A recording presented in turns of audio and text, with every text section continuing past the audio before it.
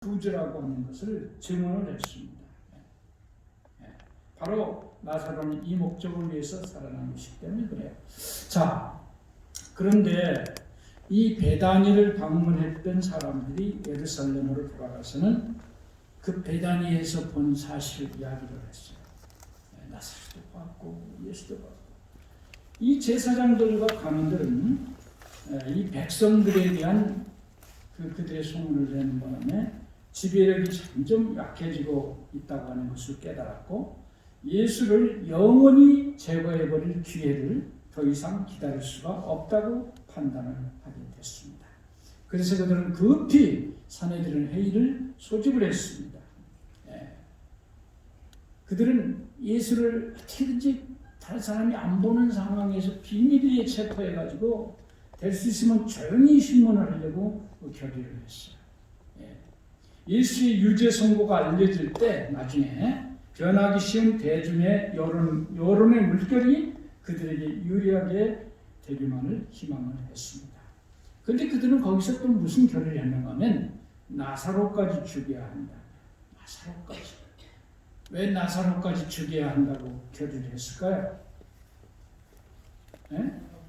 무덤에서 나흘 동안이나 있다가 썩어서 냄새가 나는 사람을 말씀 한마디로 살리신 예수님과 그 나사로의 존재가 틀림없이 이 나사로라는 존재가 나중에 문제를 일으켜서 알았어요.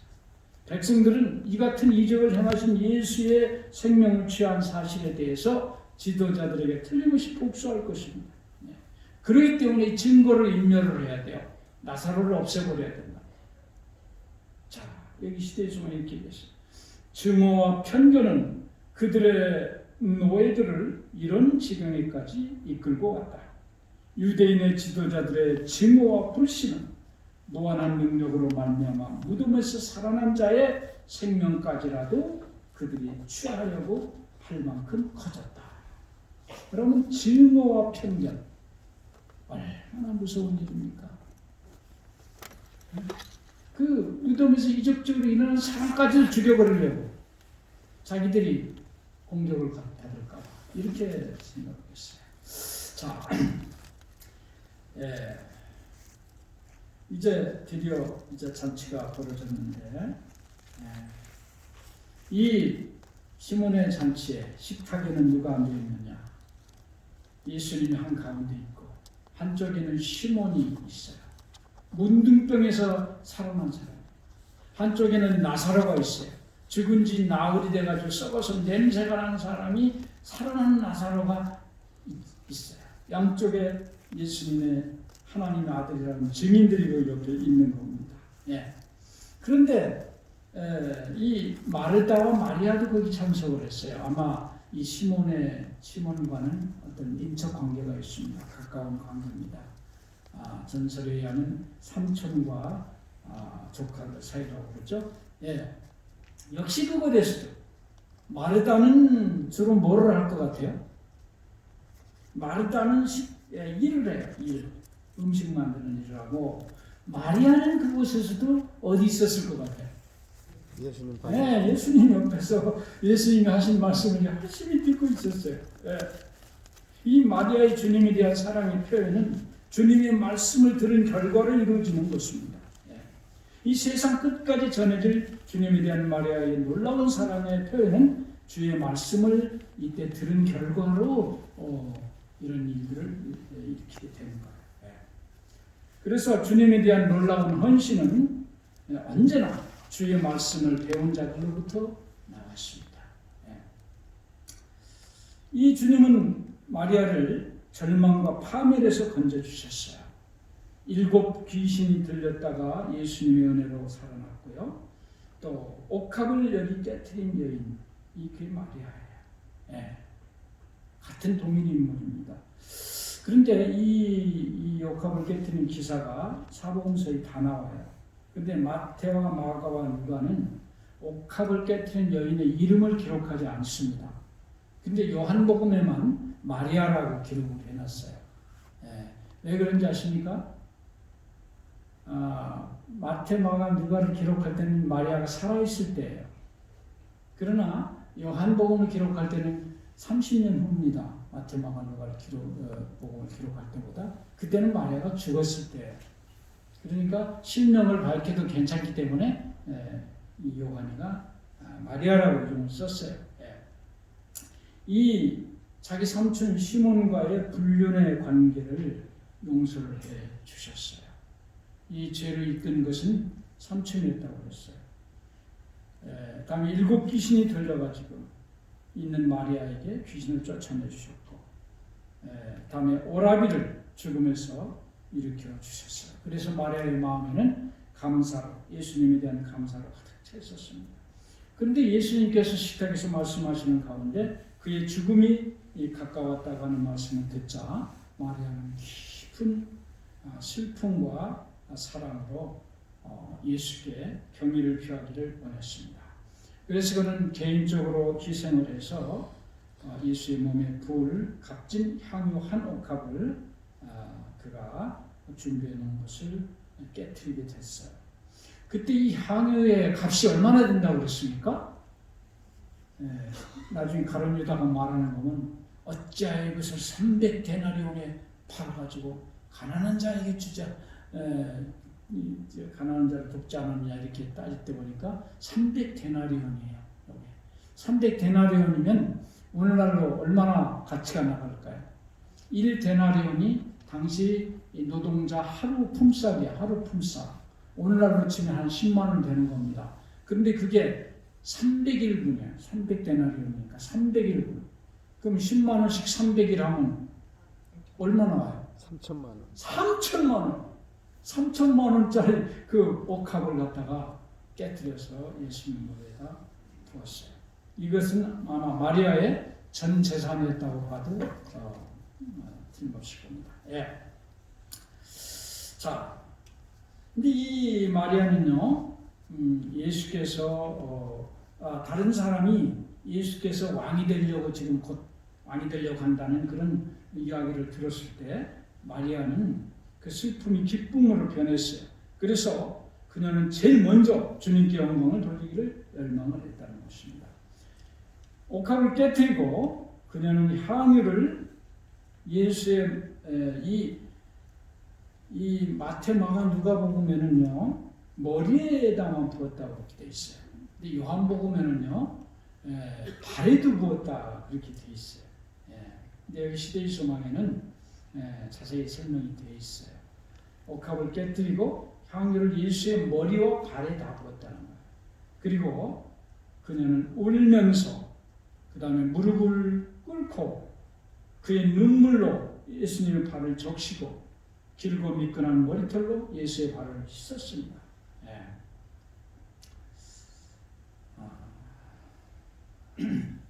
여기 보니까 누가복음에 이렇게 됐어요. 예수의 뒤로 그 발 곁에 서서 울며 눈물로 그 발을 적시고 자기 머리털로 씻고 그 발에 입을 맞추고 향유를 부으니 이렇게 되어 있어요. 이 마리아는 자기 최고의 것으로 자기의 최고의 존경과 사랑을 담은 표현을 했어요. 마리아의 겸손과 감사와 사랑과 희생이 거기 들어있는 겁니다. 겸손과 감사와 사랑과 또 희생과 경배의 의미까지 담겨 있다고 하는 것입니다. 예수를 사랑하는 만큼 우리는 큰 것을 드리는 것이에요. 자, 여기 보니까 그리스도는 울면서 참여하는 사람을 한 사람도 돌려보내지 않으신다. 예수께서는 떨고 있는 모든 영혼에게 용기를 가지라고 명하신다. 그에게 나와 용서와 회복을 구하는 모든 사람을 그는 즐거이 용서하실 것이다. 시편 57편 15절에 보면 하나님이 계시는 곳이 두 군데가 나와요. 지존무상하며 영원히 거하며 거룩하다 이름하신 이가 말씀하시기를 뭐래요? 내가 높고 거룩한 곳에 거하며 그 다음에 또한 통회하고 마음이 겸손한 자와 함께 거하노니 이는 겸손한 자의 영을 솟게 하며 통회하는 자의 마음을 소속케 하려 합니다. 하나님이 거하시기 기뻐하시는 것이 두 군데인데 높고 거룩한 하나님의 보좌, 그 다음에는 통회하고 겸손한 자의 그 심령에 거하기를 원하셔요. 하나님을 향해서 죄를 회개하고 통회하는 자를 예수께서는 기뻐하십니다. 주께서 구하는 제사는 상한 심령이라 하나님이여 상하고 통회하는 마음을 주께서 멸시치 아니하시니까. 시편 51편 17절. 하나님은 용서해야 하나님. 죄를 회개만 하면 용서를 하십니다. 이 아리마대 요셉과 니고데모는요, 저희의 사랑의 선물을 예수께서 살아계실 때 바치지 못했어요. 그들은 비통한 눈물을 흘리며 자기의 참 시체 위에 의식 없는 그 몸을 위해서 값진 향료를 가져올 수밖에 없었어요. 예수가 죽은 후에 향을 가지고 무덤에 찾아갔던 여인들은 예수님이 이미 부활하셨기 때문에 저희의 수고가 헛된 것을 깨달을 수밖에 없었습니다. 그렇지만은 마리아는 예수께서 그의 헌신을 의식하실 때에 그 주께 대한 사랑을 쏟은 그의 장사를 위하여 기름을 부었던 것이다. 그래야 예수께서는 당신이 받으실 큰 시련의 어두움으로 내려가실 때에 당신의 구속하신 자들에게서 받으시게 될 열렬한 사랑에서 우러나온 그 행위에 대한 기억을 간직하고 가셨다. 아멘. 예수님이 그 고통 가운데 죽음으로 내려갈 때 마리아의 그 사랑의 그 헌신을 간직하고 그걸 인식하면서 돌아가셨다는 겁니다. 예. 참 많은 사람들은요, 자기의 귀한 선물들을 죽은 자를 위해서 가져오고 있어요. 그들의 차디찬 말없는 시체 주위에 둘러서서 거리낌 없이 그에 대한 사랑의 말들을 하고 보지도 못하고 듣지도 못한 사람에게 자비와 감사와 애착과 영광의 말들을 아낌없이 쏟아내고 있습니다. 그렇지만 그것들은 아무 쓸데가 없어요. 이미 그걸 드려야 될 사람은 죽고 말았어요. 우리는 언제 사랑을 표현해야 됩니까? 살아있을 때. 껄껄하면 안 돼요. 껄껄. 하늘에 가면 어떤 사람한테요? 껄껄. 그때 사랑을 표현할 걸. 잘 믿을 걸. 껄껄이 별로 좋은 자가 아니에요. 필요한 심령이 그것들을 매우 필요로 할 때에, 귀가 들을 수 있고 마음이 느낄 수 있을 때에 이와 같은 말을 하였더라면 그 언행의 향기가 얼마나 값진 것이 되었을까. 값진 선행은 그 심령이 필요로 할 때 베푸는 선행이라는 것이에요. 사람이 죽기 전에 하는 세 가지의 후회 가운데 첫 번째가 뭔지 아십니까? 베풀지 못한 것에 대한 후회라는 거예요. 베풀지 못한. 저 베풀었으면 좋았을 텐데. 여기 이 말기 환자의 간병을 하고 있는 호주의 브로니 웨어라고 하는 간호사가 있었는데 이 사람이 책을 썼어요. 인생에서 가장 큰 후회가 무엇인지, 다시 예전으로 돌아간다면 무엇을 꼭 하고 싶은지 이것을 물었습니다. 그런데 죽기 전에 사람들이 가장 후회하는 5가지라고 하는 제목인데요. 근데 그 5가지 가운데 두 번째가 바로 뭔가 하면 내 감정을 솔직하게 표현하지 못한 것이랄까. 사랑하는 자에게 사랑한다는 말을 못했어요. 미안하다는 이야기를 못했어요. 그것이 아주 5가지 가장 큰 후회 가운데 두 번째. 그러니까 아까는 베풀지 못한 것에 대한 후회.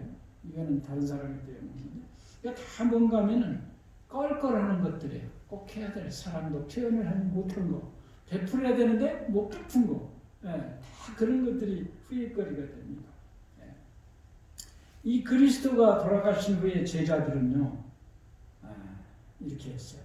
그들은 더 이상 마리아를 비난하지 않았습니다. 오히려 자신들을 책망하였다. 만일 제자들이 저희 비난의 말을 처리할 수 있었다면 가난한 자들이 그리스도보다 더 선물을 받을 가치가 있다고 제시한 그들의 잘못을 처리할 수만 있다면 얼마나 좋을까. 그들은 십자가에서 주님의 상하신 몸을 보았을 때 더욱 심한 가책을 느꼈다. 자기도 모르게 가룟유다가 한마디 한데 덩달아가지고 같이 똑같이 말하는 그거에 대해서 예수님이 돌아가신 후에 얼마나 후회를 했는지 모르겠다. 네. 이 마리아는 그녀의 행동이 다른 사람의 주목을 끌기를 원치 않았습니다. 그러나 향기가 온 방 안에 가득 퍼졌어요. 도저히 숨길 수가 없게 됐습니다. 여러분, 사랑의 향기는 결코 숨겨질 수가 없습니다. 사랑으로 우리가 한 일들은 숨겨지지가 않아요. 향기가 나서.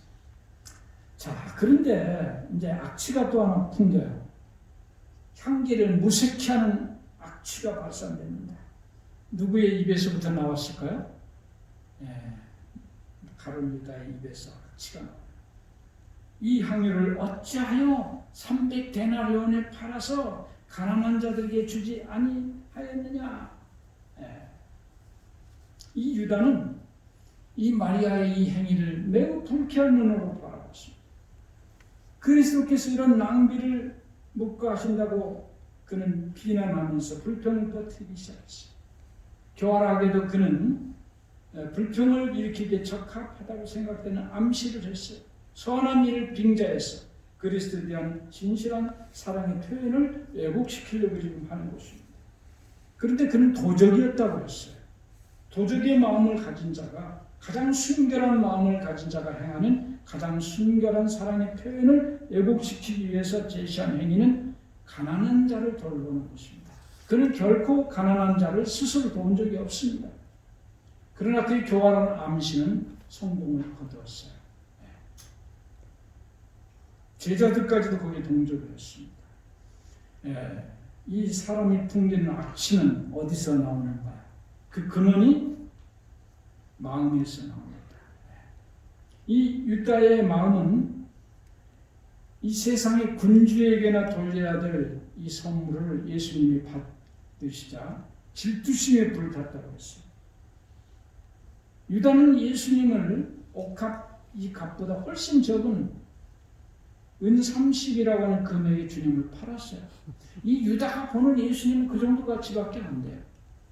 마리아는 3천만 원을 주고도 그게 아까운데 유다는 은 30냥, 그것이 예수님에 대한 그의 가치입니다. 여러분, 우리는 주님을 얼마나 가치로 생각합니까? 우리가 하나님의 교회에 가는 걸 얼마나 귀중하게 생각합니까? 예배 드리는 걸 얼마나 귀중하게 생각합니까? 여러분, 죄에 빠져있는 인간의 마음은 언제나 악취를 풍깁니다. 로마서 3장 13절에 보면 저희 목구멍은 열린 무덤이요. 열린 무덤. 무덤, 이렇게 무덤의 냄새를 맡아보면 무슨 냄새가 나요? 무덤 속은 시체 썩는 냄새가 나요. 그 안에 뭐가 있습니까? 시체가 있습니까? 이 세상 사람들의 이 입에서는 뭐가 나온다고요? 시체 썩는 냄새. 안에 뭐가 있습니까? 죽은 시체가 있습니까? 그래. 그거를 내 노력으로 바꿀 수는 없어요. 속은 더러운데 말만 깨끗한 말하고 정말 이렇게 안 나와요. 그게 안 돼요. 오직 하나님의 은혜로 중생을 하지 않으면 그 시체 썩는 냄새를 막을 길이 없어요. 나도 모르게 나와요. 아무리 겉을 포장을 해도 그 냄새는 납니다. 제가 아는 우리 충청앞에 목사님 가운데 한 분이요. 그 장모님을 모시고 살아요. 장모님. 근데 이분이 치매에 걸렸어요. 장모님. 그래서 어떤 날은 이렇게 뭐 짐을 싸고 나오는데요. 어디 가요? 그 자기 그 친정 거기 간다는 거예요. 거기서부터 차 타고 2시간 가야 돼요. 그 어디로 가냐고 사위한테 물어본대요. 그거 걸어가더라고요. 그러면 사위가 그 집이 이렇게 몇 다른 집이거든요. 울타리가 이렇게. 이리 가면 된다고. 그러면 한나절 내에 그 집을 돈다는 거예요. 계속. 그로 가면 된다니까 한나절 이렇게 돌아. 그런 분인데 이제 골치 아픈 경우는 대변을 가끔 싸요. 싸면은 딸이 있으면 그 빨을 빨리 치우는데 딸이 없으면 그걸 못 치우는가 봐. 근데 자기가 봐도 냄새가 나거든. 그러니까 옷을 자꾸 껴입는 거야. 자꾸 옷을. 근데 이제 딸이 보면 냄새를 나는데 옷을 자꾸 입고 있는. 그러니까 어머니가 이제 왜 그렇게 옷을 입은 거예요? 냄새 안 나게 하려고. 냄새 안 나. 아무리 옷을 많이 입어봐야 그 닦지 않으면 냄새를 막을 길이 없는 거예요. 여러분, 우리 마음속이 그리스도의 은혜를 거듭나지 않으면 아무리 행동을 포장하고 조심하고 해도 그 냄새 막을 길이 없는 거예요. 여러분, 사람마다 이 풍기는 냄새가 있다고 그래요. 풍기는 냄새. 여러분은 무슨 냄새를 풍기십니까? 저한테 참 누가 땀 냄새가 나더라고요. 제가 하도 요새 땀이 잘 나거든요. 열이 높아졌어요, 여기 와서. 그래서 안 나겠죠? 그럼 땀 냄새. 우리 집 사람 코가 아주 진돗개는 절로 가요. 맨날 저 밖에서 하루에 막 몇 번씩. 여러분, 사람마다 그 땀 냄새 말고 냄새가 나요. 어떤 사람은 향기가 나고 어떤 사람은 진짜 입만 열면 또 이상한 얘기야. 냄새. 여러분, 우리는 무슨 냄새를 좀 피워야 되겠어요? 예수의 향기. 예수님을 모시면 예수님 냄새가 나게 돼 있어요. 아멘. 자, 당신을 옹호하시며 그 사랑의 선물을 크게 주님은 봐주십니다. 이 마리아가 이 향유를 뿌리고 난 다음에 속으로 아주 떨었어요. 언니가 낭비한다고 책망하지 않을까. 또 주님께서는 어떻게 생각하실까 두려웠어요. 그런데 거기다 대고 이 가룟 유다의 찌르는 듯한 이 책망의 말을 듣자 그녀는 평안하고 고통스럽고 슬펐습니다. 그런데 그 가룟 유다의 말보다 훨씬 더 큰 음성으로 소리가 들리는데 가만두어라. 너희가 어찌하여 저를 괴롭게 하느냐. 누가 말씀하시는 거예요? 예수님. 주님께서. 저가 내게 좋은 일을 하였느니라. 가난한 자들은 항상 너희와 함께 있으니 아무 때라도 원하는 대로 도울 수가 있거니와 나는 너희와 항상 함께 있지 아니하니라. 저가 힘을 다하여 내 몸에 향유를 부어 내 장사를 미리 준비하였느니라. 자, 그녀의 손에 새로운 의미를 예수께서 부여하셨어요. 내 장사를 위해서 준비하였다. 사실 마리아는요, 자기 하는 행위에 대한 의미를 충분히 깨닫지 못했다고 했어요. 이 시대에서만 보면 그렇게 하게 하는 것은 성령이라고 했어요. 성령께서 하는 대로 그냥 따라서 그냥 순종했을 것 뿐입니다. 마리아도 미처 몰랐지만 예수께서는 그 의미를 부여를 하신 거예요.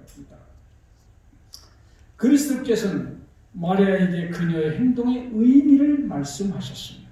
이로써 그가 받으신 것보다 더 많은 것을 마리아에게 주셨다. 이 여자가 내 몸에 이 향유를 부은 것은 내 장사를 위하여 함이니라. 이 장사를 위해서 하는 것은 당시 가장 가치 있는 일이죠. 이 마리아의 행위를 가장 가치 있게 예수님은 평가를 했어요. 예수님은 언제나 우리가 드리는 그분에 대한 그 사랑의 표현보다 더 크게 언제나 받으셔요. 그러면서 예수께서 내가 진실로 너에게 이르노니 온 천하 어디에든지 이 복음이 전파되는 곳에는 이 여자의 행한 일도 마라의 저를 기념하리라. 이렇게 말씀하셨어요. 이 보니까 예수의 발 아래 앉아서 예수의 배운 사람은 마리아였다. 예수의 머리에 귀중한 기름을 붓고 눈물로 예수의 발을 씻은 사람은 바로 마리아였다. 마리아는 십자가 곁에 섰으며 무덤까지 그를 따랐다. 예수의 부활 후에 무덤에 제일 먼저 나타난 사람은 마리아였다. 부활하신 구주를 처음으로 선포한 사람도 마리아였다. 여러분, 십자가에 예수께 달려 있을 때 그 밑에 있던 사람 제자들은 아니에요. 요한은 거기 있었지만 다른 제자들은 다 도망가고 없어요. 거기 예수님의 어머니가 있었고 마리아가 있었어요. 예수님이 부활할 때 제일 먼저 예수님을 만난 게 마리아입니다. 그것으로 봐서 예수를 가장 사랑한 사람이 마리아였다는 것을 알 수가 있어요. 가장 깊은 사랑의 관계를 맺은 사람입니다. 그래서 복음이 전파되는 어느 곳에서든지 마리아의 선물은 그 향기를 바랄 것이며 그의 꾸밈없는 행동을 통하여 심령들이 축복을 받을 것이다. 이 여인의 행동은 거룩한 역사의 페이지에서 영원히 없어지지 않을 것이다. 시간이 끝나는 날까지 그 깨어진 옥합은 타락한 인류에 대한 하나님의 큰 사랑의 이야기를 말해줄 것이다. 이 유다는 예수의 이 질책을 듣는 순간 그의 마음에 사무치고 복수하기로 결심하라. 그 순간 만찬석을 떠나서 대제사장의 궁궐에 들어가서 예수를 넘겨주겠다고 약속을 하는 일이 벌어집니다. 자, 그런데 여러분, 가장 아름다운 옥합이 뭘까요? 그리스도의 희생은 가장 향기로운 향기가 된다. 여기 옥합이 깨어질 때 향기가 온 집에 가득한 것처럼 그리스도께서 운명하시고 그의 몸은 훼손되실 것이나 그는 다시 무덤에서 일어나시고 그의 생명의 향기는 세상에 가득하게 될 것이다. 예수께서 우리를 위해서 자기 몸을 깨뜨리시고 옥합이 돼서 깨뜨리시고 부활하심으로써 그 생명의 향기가 온 세상에 퍼질 거다. 가장 아름다운 옥합이 예수님의 몸입니다.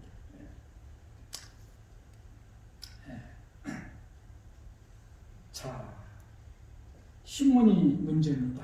이 시몬이 가룟 유다가 지금 말하는 말을 딱 듣는 순간 예수를 조금 비평하기 시작하면서 예수의 태도를 보고 놀라는 거예요. 속으로 말합니다. 이 사람이 만일 선지자였다면 자기를 만지는 이 여자가 누구며 어떤 자, 곧 죄인인 줄을 알리라. 사실은 마리아보다 누가 더 큰 죄인입니까? 자기가 더 큰 죄인이에요. 그래서 문둥병까지 걸렸지만 예수님이 살려주셨어요. 예. 이때 예수께서 시몬에게 말합니다. 시몬아, 내가 네게 이를 말이 있다. 말씀하십시오.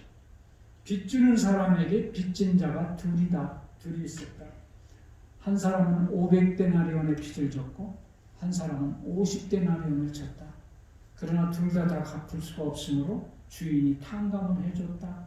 그러면 둘 중에서 누가 더 주인에게 감사를 하겠느냐? 누가 더 감사할까요?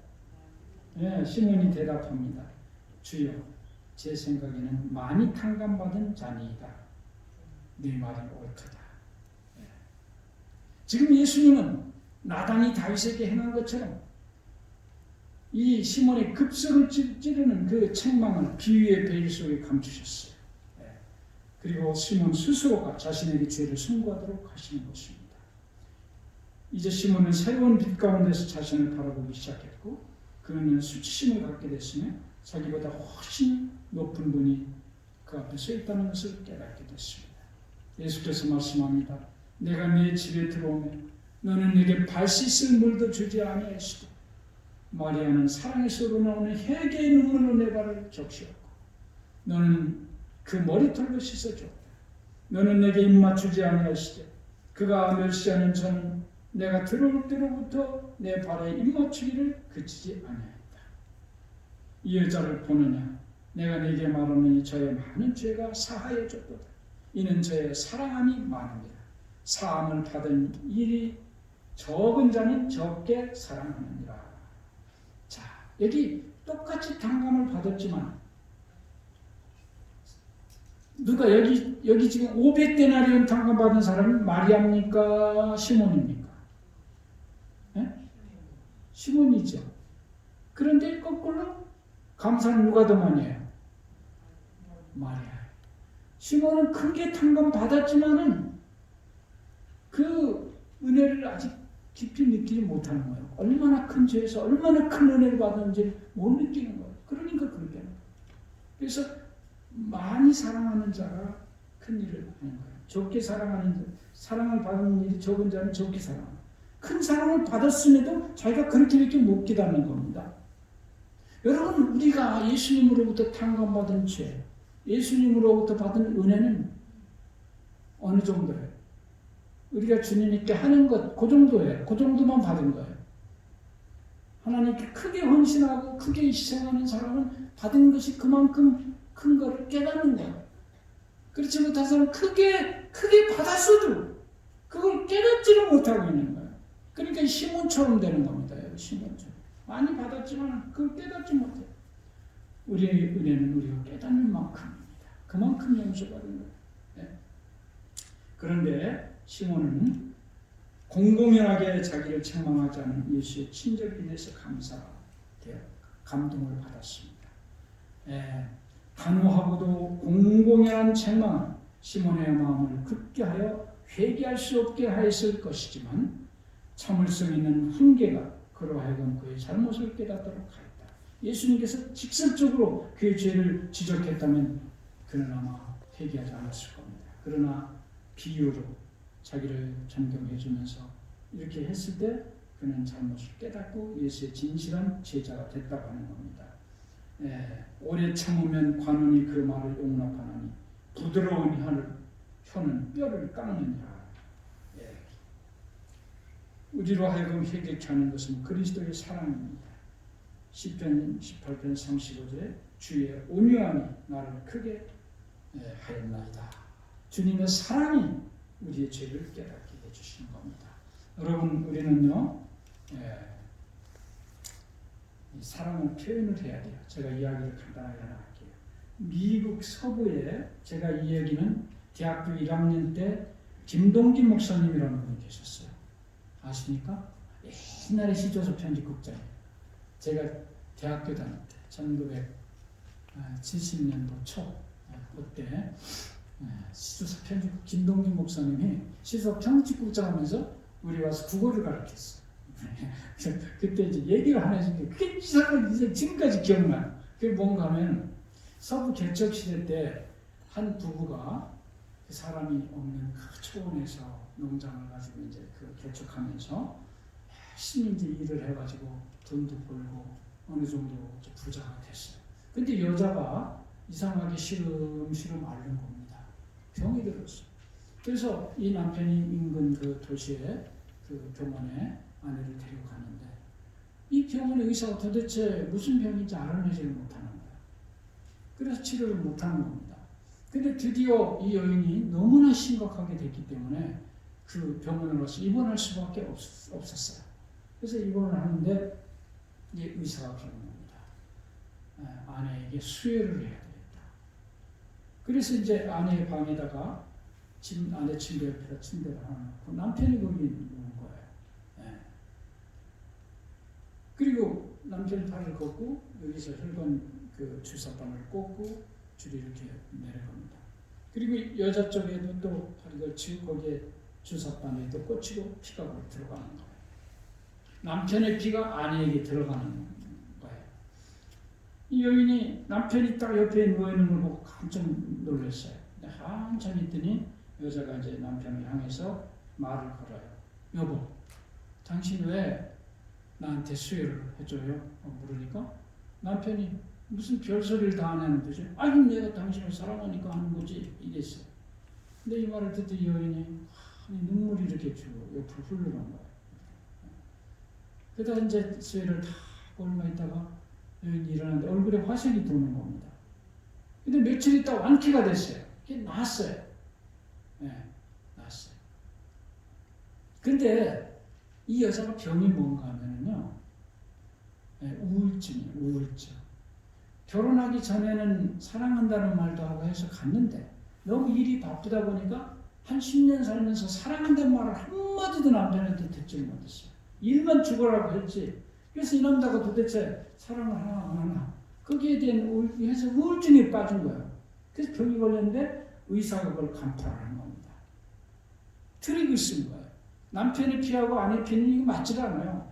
그 피가 들어가면 죽어요. 그런데 다른 사람의 피를 이쪽에 준비해놓고 밑으로 이렇게 남편 피가 빠지고 이쪽 들어가 여자가 볼 때는 남편 피가 들어오는 거죠. 그렇게 트릭을 썼는데 나섰다는 말이에요. 뭘 깨달았기 때문에 남편이 나를 사랑한다 하는 걸 깨닫고 그가 병이 나버렸어요. 여러분이시여, 우리가 아무리 사랑한다면 뭐합니까? 표현하지 않으면 안 되는 거예요.